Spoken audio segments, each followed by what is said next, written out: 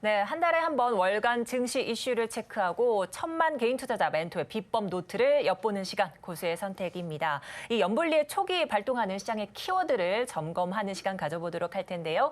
이베스트 투자증권 염승환 이사님 나와 계십니다. 어서 오세요. 네, 안녕하세요. 네, 한 달 만에 뵙습니다. 네. 너무나 반갑습니다. 네. 자, 오늘도 좀 여러 가지 이슈 조금 체크해 주실 걸로 좀 기대를 많이 하고 있습니다. 네. 자, 이제 3월 시장부터 한번 훑어보도록 하겠습니다. 이제 연준 이 은행발 리스크에 한때 쇼크를 조금 보이기도 했는데요. 이 글로벌 증시 최근 다소 안정을 찾는 모습입니다. 3월 증시에 대한 평가는 좀 어떻게 내리고 계실까요? 3월은 좀 대형주는 좀 부진했던 것 같고요. 좀 상대적으로 증시는 괜찮았는데 그래도 네네.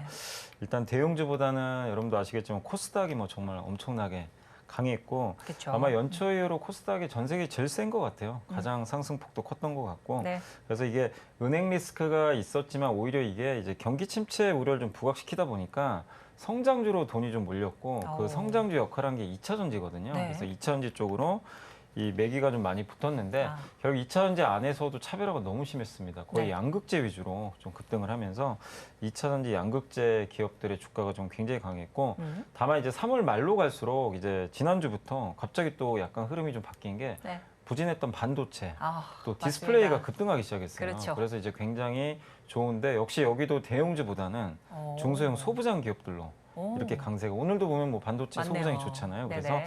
확실히 3월 한 달만 놓고 보면 이 중소형주의 장이었고 2차 전지와 역시 반도체 디스플레이가 주도를 했다. 네. 이렇게 보시면 좋겠습니다. 네, 이렇게 정리를 좀 해주셨는데 대형주 부진에 비해서 코스닥의 중소형주들의 강세가 좀 돋보였던 이런 3월 장세다 이렇게 말씀해 주셨습니다. 자, 근데 지난 2월 출연해 주셨을 때요. 앞서 조금 짚어주신 이 내용과 조금 일맥상통한데 이사님께서 디스플레이 희망의 빛이라는 키워드 좀 살펴주셨습니다. 이제 안 좋으면 사람도 그렇지만 기업도요. 생존을 하기 위해서 노력을 합니다. 그게 뭐죠? 감산을 해요. 반도체도 그렇잖아요. 그러니까 디스플레이는 더 안 좋았죠. 이 기존에는 이제 OLED가 들어가는 제품들이 한정돼 있었는데 최근에 애플 아이패드 아니면 AR 기기 이런 데 탑재된다라는 그런 뉴스들이 나오다 보니까 새로운 수요처가 좀 부상한다라는 그런 기대감. 그래서 공급 감소, 새로운 수요처 기대감 이 두 가지가 맞물려 가지고 최근에 분위기가 좀 개선됐다라고 말씀을 드리겠습니다. 혹시나 최근 OLED 주가 좀 급등을 했고요. 이 OLED 회복 상승세가 좀 초입에 진입된 게 아닐까 이런 생각도 드는데 이 투자에는 또 어떤 전략이 좀 필요할까요? 사실 이게 이제 이런 좀 투자가 사실은 난이도가 굉장히 낮은 투자예요. 어렵진 않은데 뭐가 어렵냐면 못 견딥니다. 왜냐하면 이게 사실 이런 이슈가 작년에도 있었어요. 작년부터 이제 애플 아이패드 24년에 채택된다, OLED가. 근데 이 공부해 보신 분들 아시겠지만 거의 애플 아이폰 한 1억 대 팔리는 거랑 비슷해요. 이 규모가. 그럼 굉장히 큰 거잖아요. 애플 아이폰이 1년에 1.5억 대에서 2억 대 팔리거든요. 그 정도 수요가 붙는 거예요, 사실은. 왜냐하면 이제 OLED는 기판이 이게 크잖아요. 그러니까 소재가 많이 들어갑니다. 한 5배 정도 들어가는데 근데 그때만 해도 디스플레이 업종이 너무 안 좋으니까 이런 걸 알아도 주가가 안 가요. 근데 이제 대신에 싸죠. 그쵸. 근데 그걸 기다리신 분들은 지금 기분이 좋은데 근데 이제 대부분 왜 수익을 못 내냐면 못 기다립니다. 안 가니까. 기다려서. 예. 그래서 이런 투자가 좀 가장 저는 개인 투자분들이 수익 내기 제일 편하다. 기다리기만 하면 되니까. 근데 이제 그 기다림에 이제 약간 열매를 맺는 시기가 이제 갑자기 3월에 좀 다가왔어요. 근데 저도 3월에 갈지 4월에 갈지 제가 정확히 알 수는 없잖아요. 근데 이제 이번 달에 갑자기 주요 증권사 보고서도 나오기 시작을 했고 또 언론에서도 이제 애플 아이패드 24년에 OLED 이제 거의 기정사실화하면서 올랐고 또 한 가지가 삼성이 그동안 OLED 투자를 거의 안 했거든요. 수요가 없으니까. 근데 이제 올해 아마 2분기부터 8.7세대라 그래가지고 이게 이제 디스플레이 크게 커지는 건데 이게 이제 투자가 들어갈 때 이게 규모가 한 4조 원이나 돼요. 근데 이게 어디 들어가냐면 아이패드가 아니고요. 아마 5년, 6년도에는 애플 맥북 많이들 쓰시죠. 그게 지금은 LED로 돼 있는데 그게 이제 OLED로 바뀐다고 합니다.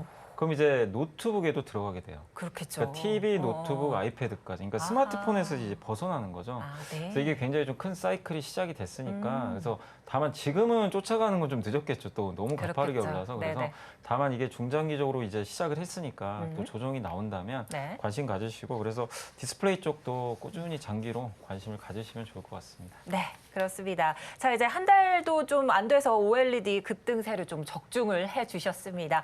자, 그렇다면요. 이제 따사로운 4월을 좀 코앞에 두고 있는 상황에서 우리 개인 투자자분들 포트폴리오에도 좀 시끄러운 봄바람이 조금 일으켜야 되지 않습니까? 그래서 염승한 이사님과 투자 전략 업데이트해보는 시간 가져보도록 하겠습니다. 자, 그렇다면 오늘 좀 살펴주실 키워드 첫 번째부터 한번 화면으로 만나보도록 하겠습니다. 자, 뒷화면 보시면요. 첫 번째 이슈 키워드가 바로 뱅크데믹입니다. 뭐 엔데믹, 팬데믹 이런 이야기들을 몇 년 동안 계속 네. 들어와서 이제 지겹다 싶으신 분들도 계시는데 그 앞에 뱅크자가 이렇게 딱 붙었습니다. 네. 자, 일단 이 앞에 뱅크가 붙은 이 이유가 바로 3월 증시의 화두였죠. 자, 이제 실리콘밸리 은행 파산, 크레디트 스위스 매각, 또 도이체 방크까지 그 불씨가 조금 튀고 있는 상황인데 이렇게 좀 글로벌 전반적으로 확산되는 은행업 리스크 때문에 조금은 뭐 예의주시하는 네. 상황입니다. 좀 살펴봐야 되겠는데요. 이러한 위기 어떤 요인으로 조금 촉발이 된 걸까요? 그러니까 이제 제일 좀 두려웠던 게 이게 전염되는 거죠. 데믹이라는 게 그거잖아요. 네네. 그러니까 은행 위기가 전염되는 건데 맞네요. 네. 제가 사실 좀 약간 저는 좀 황당했었어요. 뭐냐면 지난주에 그 도이치뱅크가 네. 위험하다. 그러니까요. 그래서 지난 금요일 날 미국 나스닥도 좀 흔들렸는데 결국은 이제 종가에 올라서 끝났는데 저도 이 조사를 해보니까 도이치뱅크가 굉장히 우량하거든요. 네, 맞습니다. 작년에 한 7조 원도 벌었고 오. 굉장히 안정적으로 자산을 하고 있는데 네. 이 회사가 2019년에 좀 찍혔어요. 왜 찍혔냐면은 네네. 러시아의 그 돈 세탁에 좀 연루가 돼 아. 있었고 그땐 적자 기업이었어요. 네네. 그러다 보니까 이제 막연하게 우려가 생긴 거죠. 아. CS 다음은 도이치뱅크다. 아, 그냥 이제 막연한 거죠. 이게 막연한 심리적으로. 우려가. 근데 그걸 보면서 여기 좀 시장이 좀 너무 좀 오버하는 거 아니냐. 이게 이 금융위기가 올 정도는 아니었거든요. 그렇죠. 근데 그게 오히려 바닥을 다지게 만든 또 계기가 됐어요. 그 이후로 오히려 도이치뱅크의 모든 게 공개가 됐죠. 그렇죠. 굉장히 단단한 게 오히려 알려져 버렸어요. 아. 그 투자자들이 오히려 이제 안심을 해버린 거죠. 네. 그래서 이제 그 다음에 음. 미국 지역은행만 문제 없으면 이제는 괜찮겠다. 근데 퍼스트 시티즌스가 또 실리콘밸리 뱅크를 인수해버린다고 네. 결정을 했죠. 맞아요. 그래서 결국 도이치뱅크부터 그러니까 이 계속 이 뱅크데믹이 좀 이어졌는데 네. 이제 거의 좀 일단락되고 있다. 어. 그래서 지금 뭐 은행 이슈 좀 뭐 너무나 이제 다들 아시는 이슈지만 네. 제가 말씀드리고 싶은 거는 위기는 항상 있어요. 있는데 네, 네. 그거를 좀 정확하게 분석하자. 아. 막연히 그냥 위기니까 망한다 이게 아니라 네. 정확하게 분석을 하시면 이게 진짜 위기로 번질지 안 번질지는 네. 어느 정도 알 수 있으니까 그렇습니다. 그걸 좀 말씀드리고 싶습니다. 네, 이런 막연함을 조금 해결해 주시는 게 우리 이사님 같은 전문가님들 좀 의견을 조금 참고하시는 방향 잡으면 될 것 같습니다. 또한 또 흥미로운 점은요, 이달 글로벌 주요 은행들과 또 국내 금융주 주가 변동률이 좀 상이하다는 건데요. 네. 이 글로벌 주요 은행들은 우하향을 조금 그린 반면에 국내 금융주들도 뭐 물론 하락세를 보였지만 그나마 안정적인 모습이었습니다. 이렇게 상이한 모습을 보인 이유는 어디에 있을까요? 이제 우리나라 은행 같은 경우는 일단 이제 구조가 미국의 지역은행과 좀 다르게 지역은행은 채권 투자를 굉장히 많이 해놨어요. 그래서 사실 이제 파산을 한 거죠. 네. 너무 금리가 올라서. 근데 우리 한국에 보통 이제 이 여러분도 아마 그 머릿속에 아마 이 생각을 하실 거예요. 네. 은행은 금리 오르면 좋은 거 아닌가? 맞아요. 근데 망했어요, 한은행이. 그쵸. 금리가 올랐는데. 네. 그리고 왜냐하면 너무 저금리일 때 채권을 사놨는데 채권 가격은 금리랑 전방대로 가요. 그러니까 그때 금리 1%대 채권 투자했는데 지금 금리가 4%면 네. 이 채권 가치는 한 30~40% 떨어지게 되는 겁니다. 반대로. 오. 근데 보통 우리나라 은행들은요. 이 만약에 100만 원을 여러분이 예금을 하면요. 네. 90한 2, 3만 원을 그냥 대출해줘요, 바로. 네. 그럼 대출이 많다는 건 뭐죠? 금리 오르면 대출 금리 더 올라가잖아요. 그러니까 우리나라 은행들은 네. 고금리 구간에선 돈을 많이 벌어요.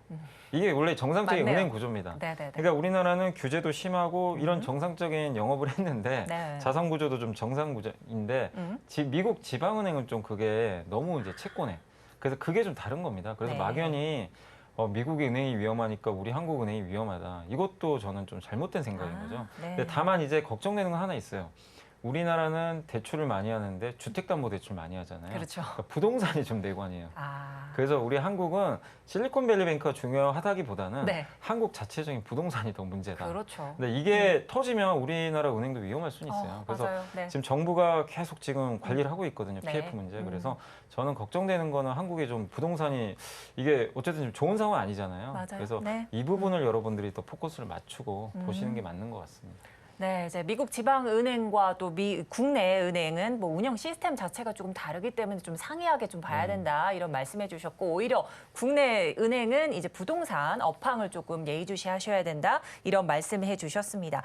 자, 그런데 최근 이 연이어서 터진 은행권 리스크 때문에 연준 입장도 좀 난처했을 것 같습니다. 자, 만약에 뭐 이번 은행권 위기가 없었다면 3월 FOMC에서는 뭐 자이언트 스텝을 밟지 않았을까 또 이런 생각도 하는데요.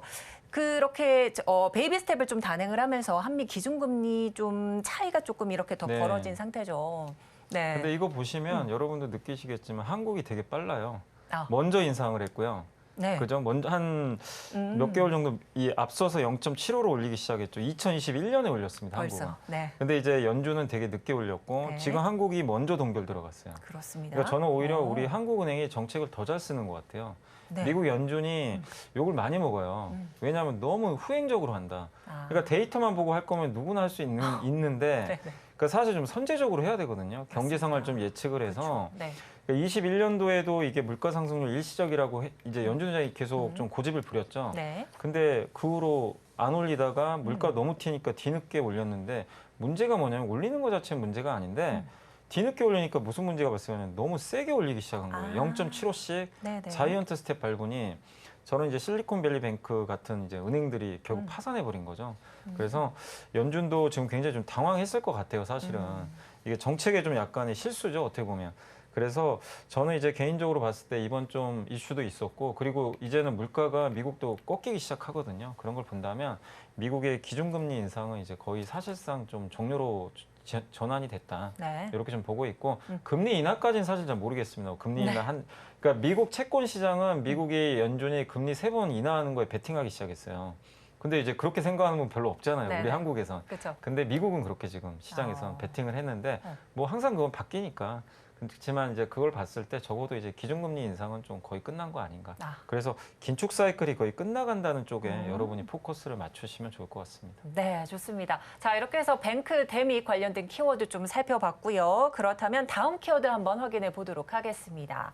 자, 두 번째 키워드 한번 봅니다. 뱅크데믹에 이어서 바로 디램 업황 개선이 가시권에 들어왔다. 뭐 이런 이야기인데 최근 반도체주 상승세가 조금 지속되고 있는 상황이죠. 이 반도체주 주가 상승을 뒷받침한 요인은 어디에 있을지 좀 궁금한데요. 일단 이제 감산 때문인 것 같아요. 지금 감산이요? 물론 이제 삼성전자에 대해서는 좀 논란은 있지만 SK하이닉스가 감산을 했고 마이크론은 굉장히 공격적으로 하는 것 같아요. 이번에 IR에서도 추가 감산한다는 얘기가 좀 있었죠. 그렇죠. 이게 어쨌든 지금 수요가 너무 부진하니까 감산을 해야만 이 재고가 줄어들거든요. 그래서 이 감산 폭이 좀 마이크론이 확대되면서 시장에선 조금 더 반도체에 대해서 긍정적으로 바라보는 것 같고 이 3분기부터 디램 수요가 좀 수요 쪽은 3분기부터 아마 좀 개선되지 않을까 네네. 이렇게 보고 있고 아마 반도체 가격은 늦어도 3분기 말이나 네. 4분기엔 좀 터닝할 것 같고요. 오. 또 거기다 아까 말씀드린 대로 한 가지 더 보태드리면 네. 미국의 금리가 굉장히 반도체 중요합니다. 주가에.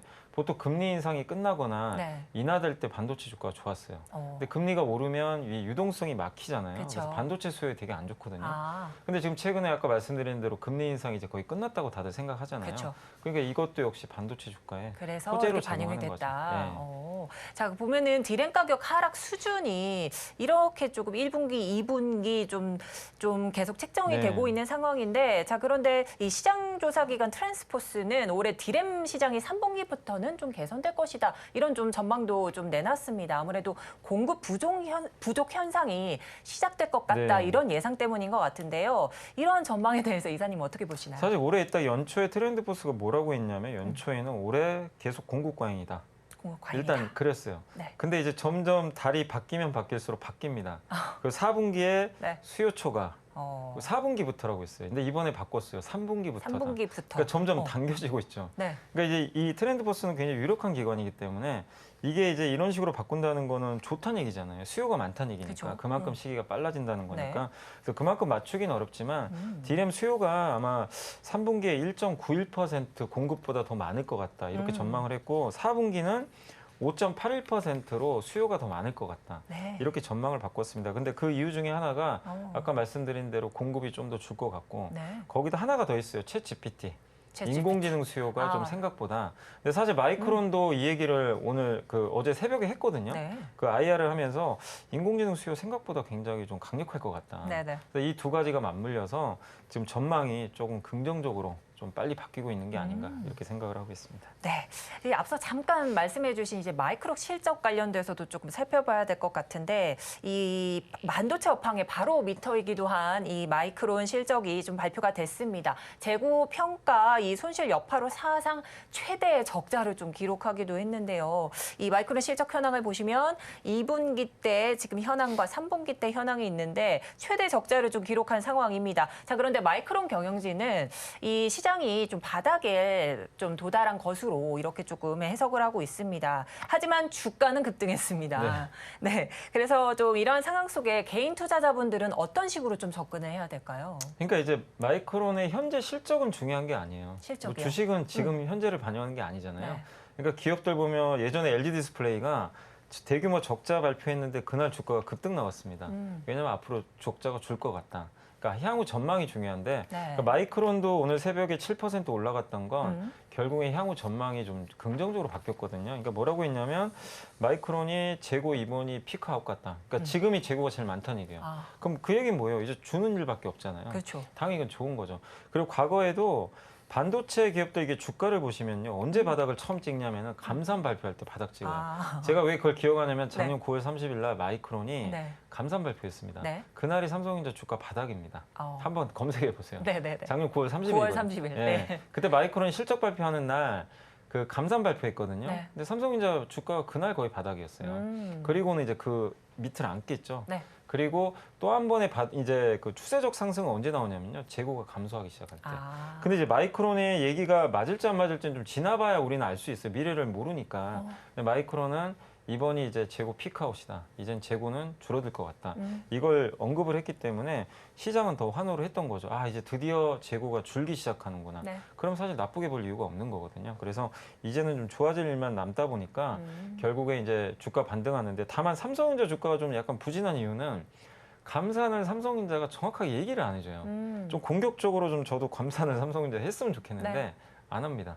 뭐 이재용 회장은 생각 없다 뭐 이런 뉴스도 있는 것 같고 삼성 우리는 절대 인위적 감산 안 한다. 그러니까 시장도 갈팡질팡하죠. 근데 감산하는지 안 하는지는 내부 기밀이라 얘기를 안 하면 우리가 알 방법은 없어요, 사실은. 근데 이제 그래서 돌려서 보는 것 중에 하나가 뭐냐면 후공정 회사들이 삼성에서 수주를 받거든요. 이렇게 이제 생산할 때 이게 한 1분기에 30% 정도 줄어버렸대요. 그 얘기는 뭐죠? 삼성도 이미 인위적으로는 좀, 그러니까 내부적으로는 감산 들어간 거 아니냐. 그죠. 수주받는 기업들이 30% 이 물량이 줄어들었어요. 근데 그건 우리가 추측할 수 있는 거죠. 그래서 감산도 삼성전자 하는 것 같은데 다만 시장이 삼성전자 감산은 100% 확신은 못하니까 그 점은 좀 아쉽다. 이렇게 말씀드리겠습니다. 네, 그럼 바로 다음 키워드로 한번 넘어가 보도록 하겠습니다. 자, 스타링크가 한국에 진출을 한다 이런 키워드인데, 자, 일론 머스크의 스타링크가 한국 이 상륙을 좀 본격화하는 이런 모습인 것 같습니다. 스타링크 사업 일지가 이렇게 좀 2015년부터 지금까지 좀 이어지고 있는 상황인데, 2023년 2분기에 한국 위성 인터넷 서비스를 개시한다 이렇게 좀 선언을 했습니다. 자, 그런데 이 스타링크는 과연 어떤 거고, 또 국내 통신 3사에는 또 어떤 영향을 미칠까요? 일단 머스크가 설립한 이제 어떻게 보면 통신 위성 사업을 하는, 그러니까 한마디로 통신사라고 보시면 되는데, 통신사, 우리나라 통신사 유선이 기지국 깔아가지고 거기서 이제 통신 서비스를 제공을 하잖아요. 또 국가에서 이제 독점권을 보여주는데 이 스타링크 같은 경우는 이제 이 인공위성을 띄워가지고요. 이제 적외도, 그러니까 지구랑 가까운 쪽에 적외도 위성을 띄워가지고 그걸 이용을 해가지고 이제 통신을 초고속 인터넷을 제공을 하는 그런 서비스라고 생각하시면 좋겠고, 현재 위성이 무려 3,500개가 띄워져 있다고 합니다. 그러니까 엄청난 거죠. 지금 전 세계 미국 제외하고요. 전 세계 모든 인공위성을 다 합쳐도 스타링크를 못 따라간다고 합니다. 그러니까 그 정도로 엄청난 위성이 지금 하늘에 떠 있다, 스타링크가. 그런 서비스를 제공하는 회사인데 다만 우리나라랑 경쟁이 좀 안 되는 게 가격이 비싸고요. 10만 원이 넘는 것 같아요. 그리고 우리나라는 초고속 인터넷 쓰는데 아무런 문제가 없는 국가입니다. 어딜 가든 LTE 다 터지고 하기 때문에 한국의 통신사의 영향은 없겠지만 어쨌든 이제 한국에도 들어온다, 2분기에. 이렇게 좀 보시면 좋겠습니다. 네. 자, 그런데 이렇게 해서 인공위성 좀 시장 살펴보면 영국의 뭐 위냅, 또 스타링크, 또 아마존의 카이퍼 프로젝트 네. 이렇게 볼 수가 있겠는데 각 기업들의 좀 특징과 강점들이 어떤 게 있는지 간략하게 네. 한번 부탁드립니다. 그러니까 스타링크는 B2C예요. 여러분들이 직접 사용하는 거예요. 돈 내고 스타링크에 가입을 해서. 네네네. 근데 원앱은 뭐냐면 B2B입니다. 원앱의 방식은 영국인데 만약에 예를 들어 우리나라에 들어온다면 그 SK텔레콤에 제공을 하고요. 네. 우리는 텔레콤의 이 망을 이용을 해서 역으로 이제 받게 되는 거죠. 그래서 약간 B2B 개념이다. 이렇게 보시면 돼요. 카이퍼 프로젝트는 아직 서비스 시작은 아닌데 아마존이 하는 건데 아마 올해 4분기에 시작을 할 것 같습니다. 좋아요, 구독!